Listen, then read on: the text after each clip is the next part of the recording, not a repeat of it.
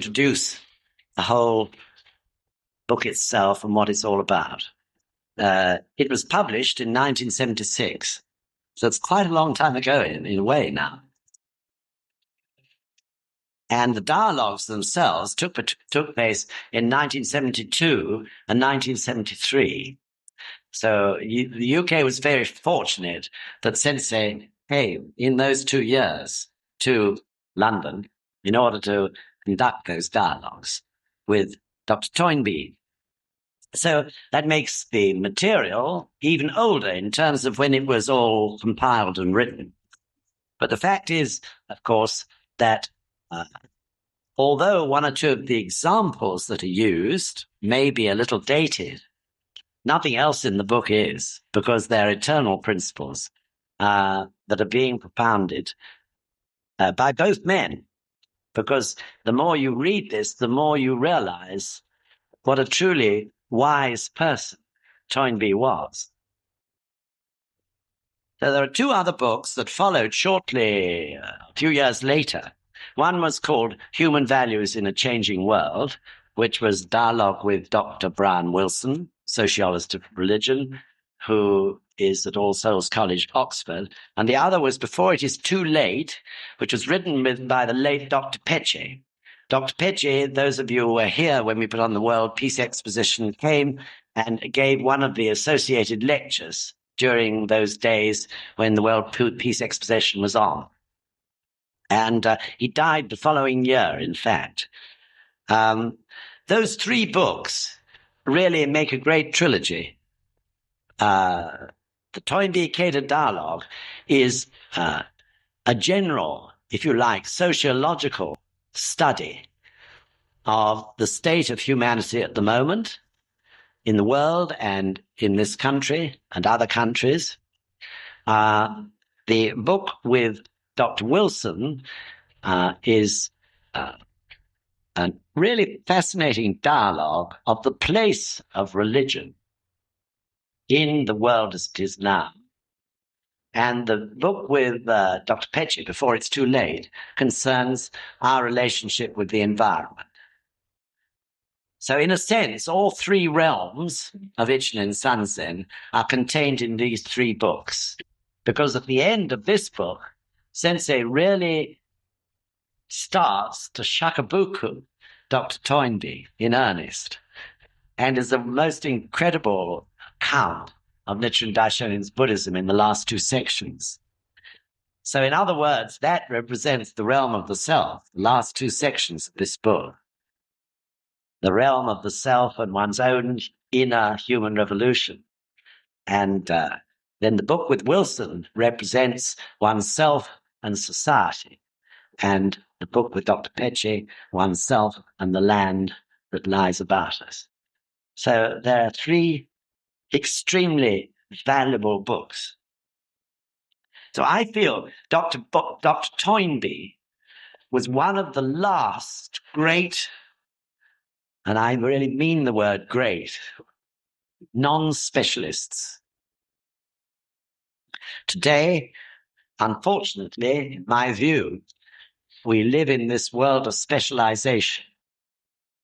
It's not easy anymore to find a personality with such a huge breadth of view of life in general, certainly the history of mankind, and such a great knowledge of various countries and peoples in all sorts of different parts of the world. Such people are difficult to find. You can find experts in psychology, or experts in this or that. But a person of such enormous, broad, deep vision, outside of those who practice Buddhism, of course, it's not easy to find nowadays in this country, which is a sad state of affairs.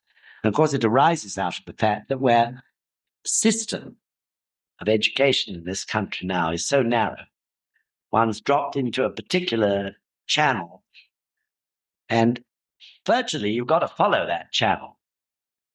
You have got choice when you leave school and go to college, But so often you've got so far down that channel that you feel if you're going to make a worthwhile career, particularly in financial terms, you've got to stick to that channel. So you haven't got people with this huge view of life and the world anymore. There's Toynbee, and there were others of that generation. So even when Toynbee wrote this book or held this dialogue with Sensei, I think I'm right in saying he was somewhere between 84 and 86 years old. And that generation of huge minds and great men, I really feel it no longer exists. Of course, the potential is there. Potential is there amongst younger people of this country. I just hope things change and we get out of this way of specialization. Specialization is important, of course, where science and technology is concerned. People have to specialize. But unfortunately, it's become a rule. And this is a dangerous thing. So in that connection, I'd like to start right at the beginning by asking Robert to read three verses from a poem by Sensei called The Believer. Because in a way, it sets the scene for everything we shall do in these New Century Group sessions. Meshing the inner dimensions of my life with the flow of the limitless universe, I move in concert with distant tracks. I have made those ultimate laws objects of my private faith. Returning home after a day crowded with activities, I gaze at stars glittering across the skies and confirm the laws deep within me. And, enraged by the world's tragedies and injustices, I resolve once more to be a dedicated pioneer, opening paths for men on the journey through birth, old age, sickness, and death. So really, Sensei, I felt here, was talking about this broad view of life. Meshing the inner dimensions of my life with the flow of the limitless universe, I move in concert with distant tracks. I have made those ultimate laws objects of my private faith. This is what every single one of us can do because we have the gods.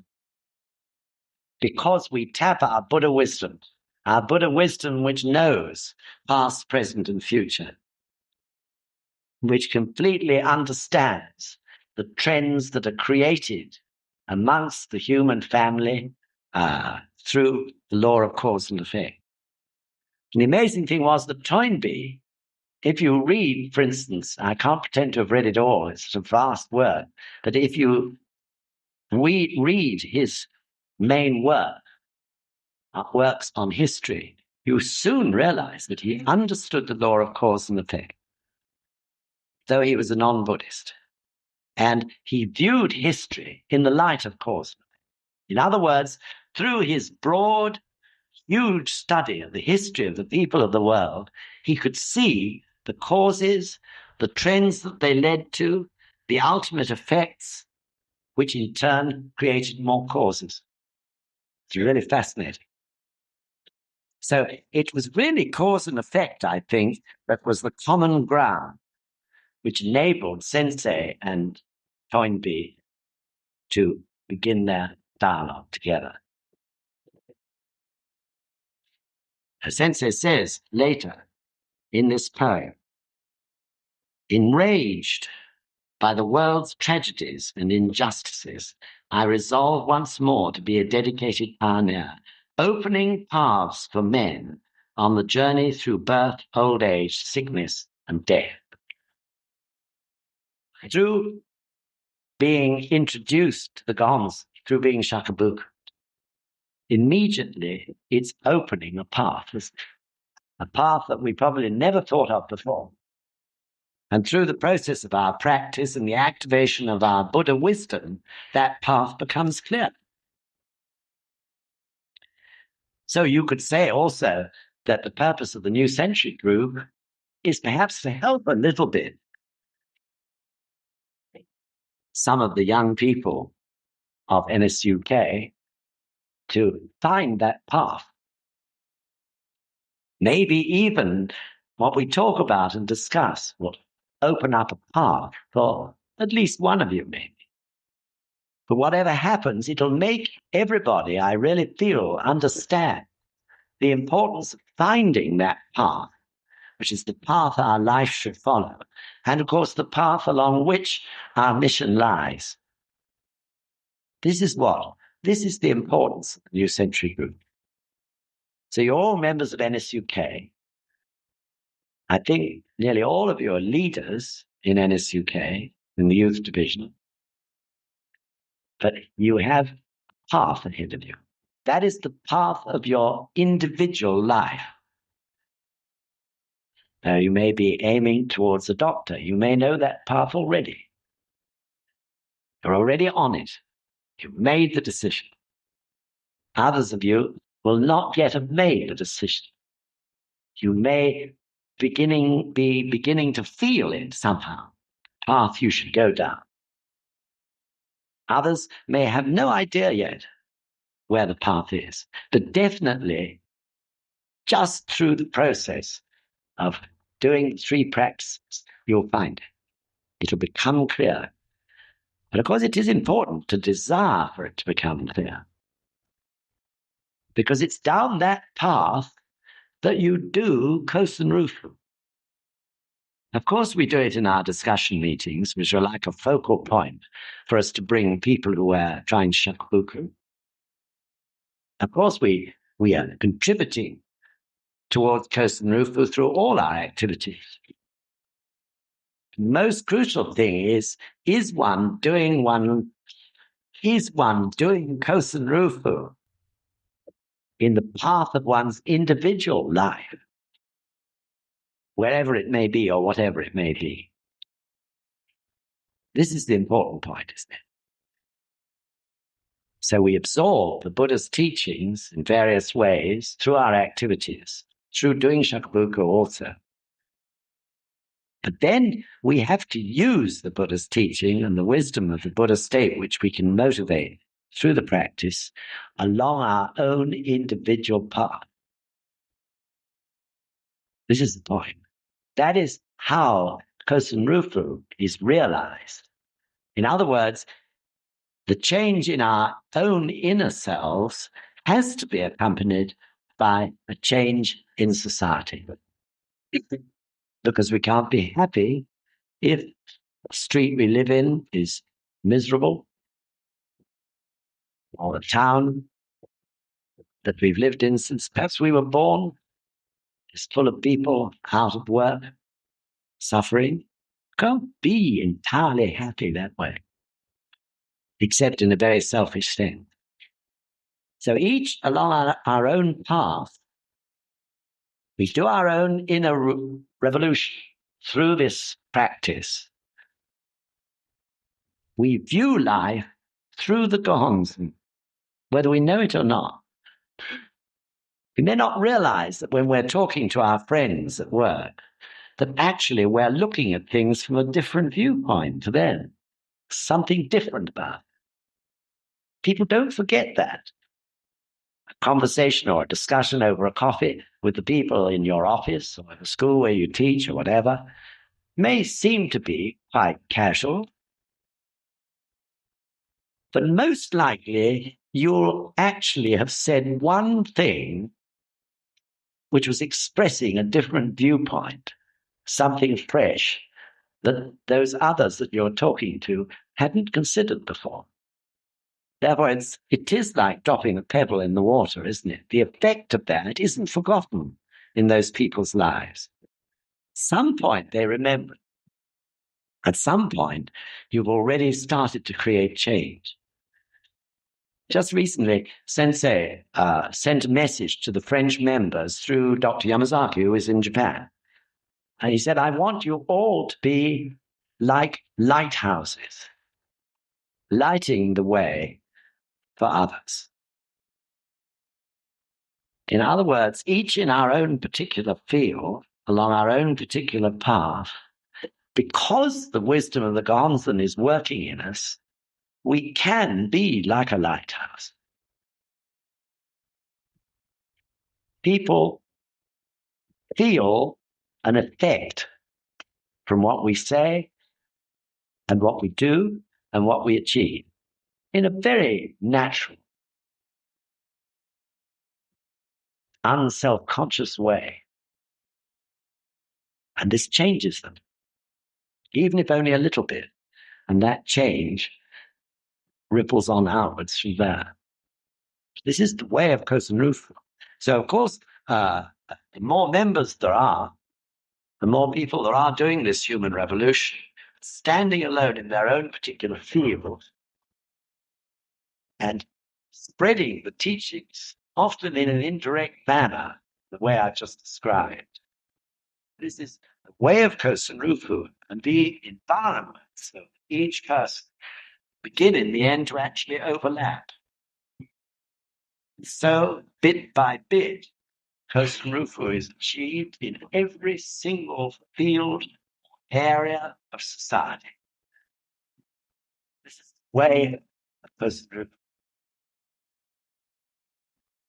So, Shakabuku, of course, is of fundamental importance because we want more and more people in more and more differing fields to be acting as the lighthouse, attracting people to them because of that little thing that seems a bit different,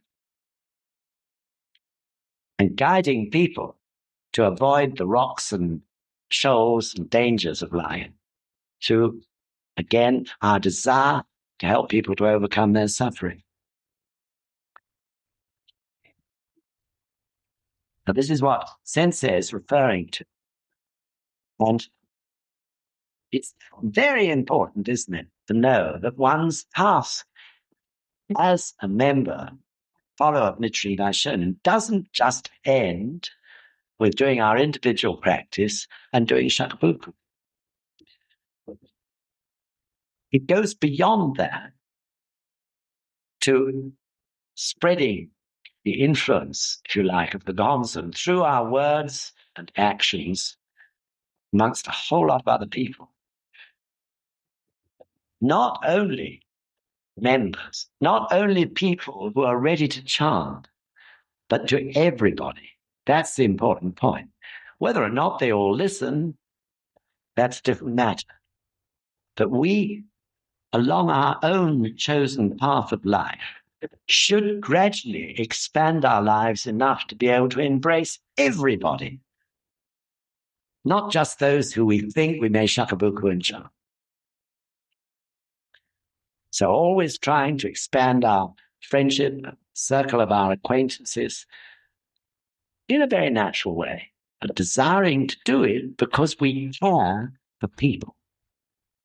Whatever may be their religion or background, we mustn't be narrow-minded. And that really is the way of Kosen Rufu. So on the Gonzen, there is the character Fugen. That character stands for people who are non-members. People who, because they're non-members, actually, because they grow to understand us through the friendship we have with them, can actually support us in what we're doing and also protect us because their views are not biased. So there are people in this world who have such a mission, and one of them definitely was Arnold Toynbee. I don't think we've in the least seen the most important time for this book. I think that time is still to come. So in carrying out this dialogue with Sensei, he was protecting us. He was showing by his dialogue with Sensei, by being, if you like, a vehicle for Sensei to talk so that the public could listen. He was doing an incredible, wonderful task for NSUK, as well as all the other Nichiren Shoshi organizations around the world, because Toynbee was famous over the world.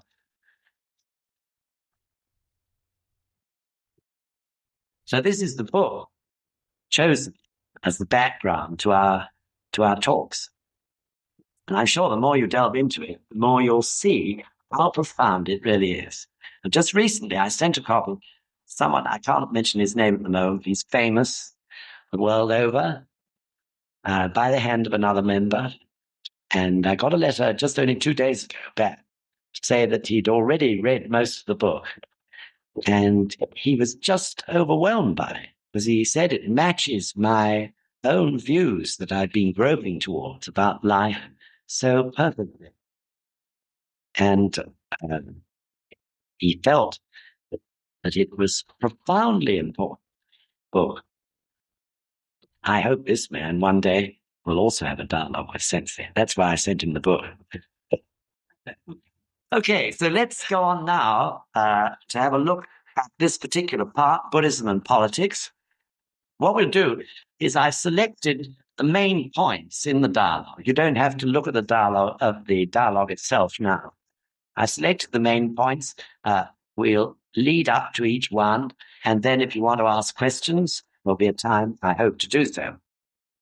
So first of all, those of you who have read the book, or not the book, this particular section, some of you may have done, some of you, because you're busy, may not have done.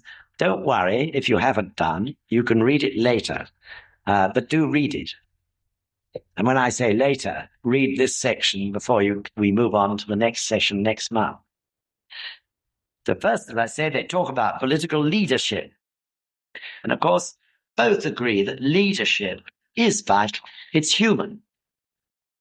You have to have leaders, a focal point, or if you like, a chairman or a chairwoman who can hold the balance in a discussion and act as the focal point for people's views and help sort them out and try to reach a unanimous conclusion. You have to have someone who's responsible for looking after a particular system or a particular scientific experiment. Whatever it is, there must be some central person who takes that ultimate responsibility. Otherwise, the thing doesn't work. When I first came back from Japan to this country, we had a system in NSUK, or it had been sort of invented, I think, based on the good old British idea of fairness and all the rest of it. There's a system called key members. It's a tiny organization still. And I think out of embarrassment, no one had actually created leaders. So there was this system of key members. That is to say, active members who were willing to take responsibility. And the problem was that no one ever knew whether that person who perhaps had agreed to take the responsibility last month was still prepared to take it this month. So everyone thought that something was being done about something, but in fact, often nothing was being done about it. So it was a bit, it served its purpose at that time. I'm not putting it down at all, but it couldn't last as if NSUK was to be progressive and to grow. So after a little while, of course, everybody began to understand that we really had to appoint leaders. And that was done. So it's a human thing in the human family. There have to be certain people who are willing to take the initial responsibility on behalf of others. So, of course, the important point is that central person basing his life on goodness and value, or is he basing it on something which is in fact destructive or anti-value or downright evil? And we've got plenty enough examples of political leaders who were evil. Probably, there are so many, it's hardly worth making the list. We know them all, from Idi Amin to Hitler and so on. So Hitler is perhaps the most spectacular example we've had in human history for some time, because of the incredible scale or scope of his evil. He used as the excuse the saving of the German people, the establishment of the German race as the most perfect race in the world. Now, obviously, that appealed to the certain German people. His aim was to create the German people as a master Aryan race. It's incredible to think of now, actually. That was his aim. And he played on the emotions of people. He was a master at it. He could play on their emotions, not nice emotions, on their arrogance, on their pride, on even such emotions that create sadism and that sort of thing. These were the emotions which he and his propagandists worked on. And he was charismatic. When he stood and spoke, tens, thousands of people dropped everything and listened. He stirred up this sort of mass emotional feeling so that by the end of a speech, every single one, it was like one voice. Incredible power this man had. So he looked such a funny looking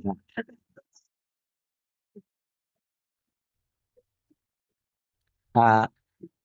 In 1936, I went to live in Germany. 36, that must sound so long ago.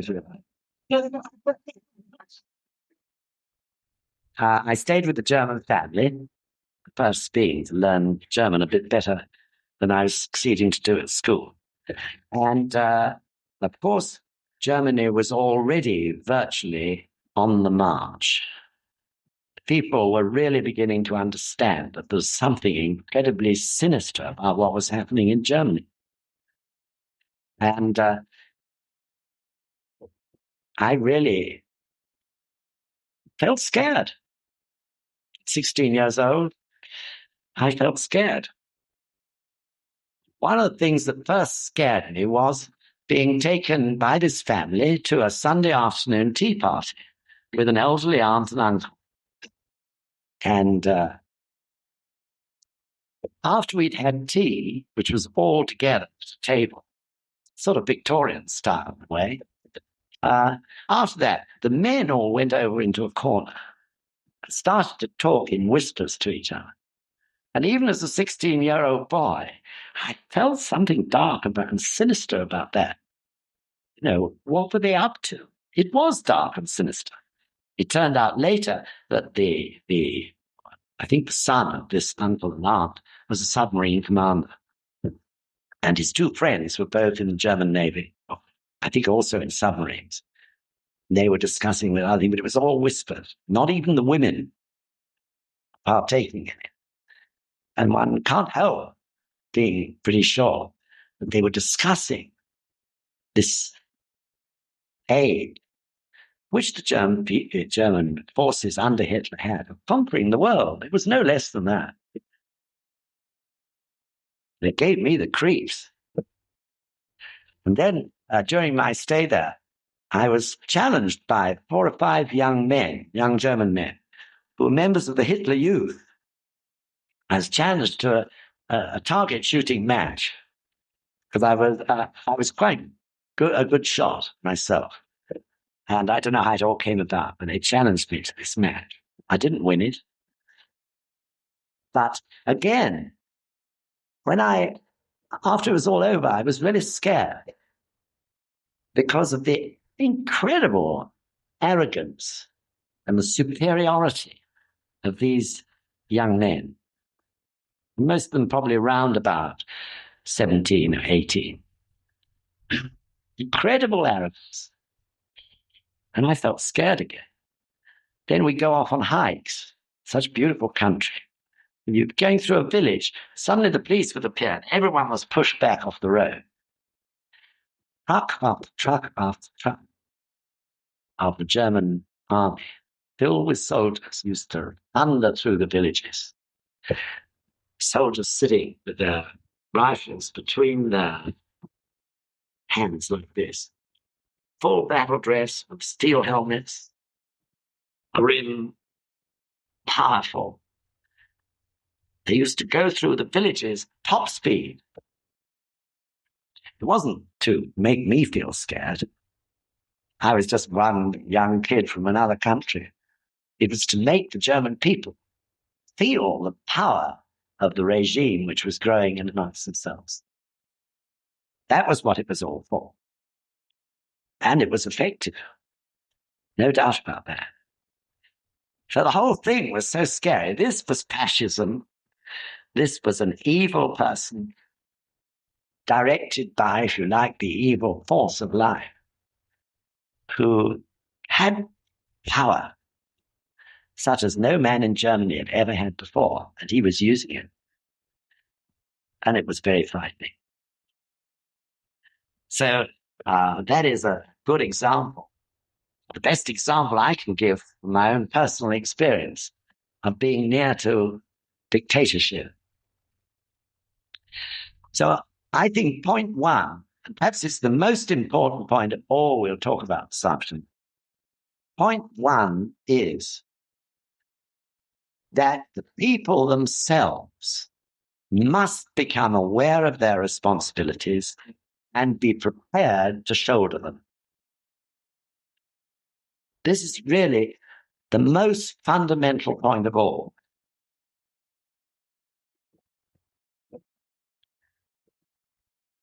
In a democracy, there is a democratic system. The people must use it. And this is one of the ways in which those who practice the Gonzen can lead the way. We must use the democratic system. If we don't use it, then we're to blame for whatever may happen in the future. There is a system. Of course, it could be improved hugely, but whatever happens, we must use it. That's the point. So when I say use it, of course, what I mean is use it with wisdom.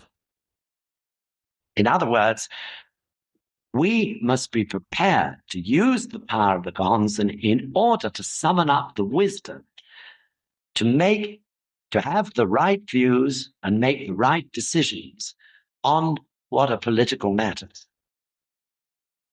And the more people we shakabuku, or the more people who listen to those views of those who have been shakabuku, the reasoning of those who have been shakabuku, the more people will start to use the system themselves. So people often don't use it. Many don't use it at all. Quite a large percentage of the people who can vote. There are others who use it blindly, and there are others who I'm sure are trying to use it in as responsible way as possible. What do I mean by using it blindly? I mean those who blindly place their votes year in, year out, election in, election out, towards a particular party. Blind allegiance to a particular party. It's not so bad, I think, probably now as it used to be. People would vote in the same way their father voted and their grandfather voted. Now I think people are more discerning. But we shouldn't vote blindly, should we? If you vote blindly, if you vote conservative or liberal or socialist because you or your family have always voted socialist or liberal, blindly voting, it may not be the wisest choice for that particular point in time. So my family, going back a long, long way, were liberal. Liberal Party became very weak, and then, as you can guess, I voted Conservative. But after I started to practice Buddhism, I didn't. I came to realize one day that I shouldn't just vote Conservative, because that's where I'd always voted for. My task, I realized, was to chant the gongs and to know which party I should place my vote with at that particular point in time. Because Buddhism teaches us, doesn't it, that the world, everything about us, is in a state of constant flux. That's the wording used. In other words, every day things are changing. There isn't one day which is like another. There isn't one month or year that's like another. Everything is changing all the time. And we don't know, do we, with our thinking minds, about the future. We simply don't know. What is best? The happiness of the people of this country. That is what matters more than anything else. For the happiness and fulfillment of the people of this land, including, of course, ourselves. The thinking mind actually can't possibly know. We can guess, but I'm sorry to say that most human beings probably don't even try to think about it, because they've always voted blindly. There could be a time when it's best to vote socialist. There could be equally a time when it's best to have a dash of conservatism. Or there may be another time when the middle of the road, liberals, would be the best thing for this country. Life ahead is full of rocks and shoals, dangers, difficulties. We don't know how life, in a general sense, will unfold. But our Buddha state knows it. Because the Buddha understood, didn't he, past, present, and future. The Buddha, because of his deep understanding of the law of cause and effect at work in life, was able to understand trends and to understand how things would develop, both for himself, his close disciples, but also for countries, nations, and races. So therefore, we should actually face the gongs and say, I must have the wisdom to know which way I should vote this time. And it may not be the same as the best way to vote last time, because everything is changing. So even though my traditional way of voting may have been conservative, I don't vote conservative now.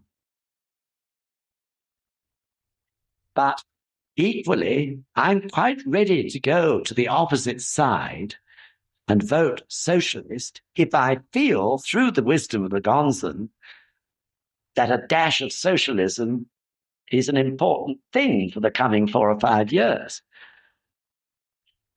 So we have to, don't we, open up our minds, not do things blindly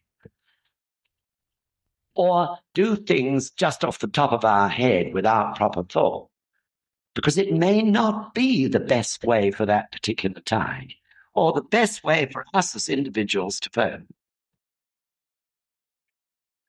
So that doesn't mean to say that the Gehonzen will be causing all of us to vote for the same party. Not at all. Not at all.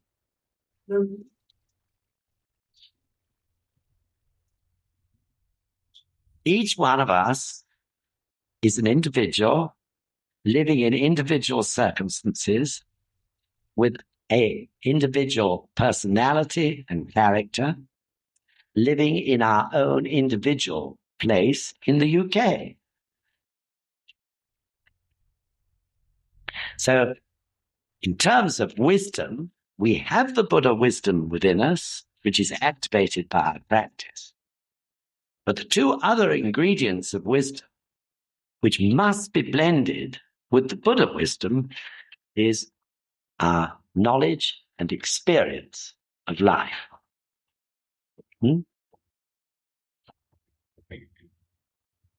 So if we're going to vote and use the votes in the best possible way, knowledge and experience, what we know about this country, its conditions, and the world about us, also has to be fed into us. And there it blends with our Buddha wisdom, and what comes out is an understanding or a wisdom which is exactly related to one's own circumstances and surroundings, doesn't it? The same applies to any personal decision. We have experience and knowledge which is gained through just living, reading, doing things, talking to people, learning at school and so on. All that's important. Must go into us and there blend with the universal wisdom of Buddhahood which exists in us. Then it'll come out in the way that's best for one's own circumstances. Of course, this is why the master and disciple relationship is based on the fact the master teaches the disciple everything he knows about Buddhism. The disciple is able to stand alone in charge of a district or a chapter or a group or in charge of the young men or whatever in a particular area. And he will be able to bring all that out, blended with his own understanding of those local circumstances, and use it in the best way for his circumstances. So never is one in a situation of the master ordering the disciple to do this, that, or the other. The disciple is equipped to stand alone as the expert, if you like, in his particular area, because he has absorbed all that he's been taught by the master, and that blends with his wisdom and his own experience of his own area and own people, and he uses it in the best way for that specific mission. So this is something we have to think about, isn't it? It may be necessary if we are really open to the trends of the times, and if we really desire to create a country which is happy, progressive, and so on, we may have to sometimes put our votes in a place which isn't the norm so far as we're concerned. The only thing that can guide us is our Buddha state. Therefore, we should chant Daimoku and place the vote where we feel it's right to do so. We all live in different places. If you're living in the north of England, you may feel your vote should go quite differently to someone living in the south of England. Maybe it's the same, but maybe it's not. It's your Buddha wisdom will tell you. So politics is by and large concerned with ways and means. Everybody wants a peaceful world. Everyone wants a peaceful society, really. The overall aim, if people are reasonably balanced, and I think overall British people are reasonably balanced, in fact. This is why there's so little difference sometimes in what the parties are up to. Doesn't mean to say that we all agree on the ways and means. That may vary. The ways and means in the north may be different from the ways and means in the south in order to achieve the goal.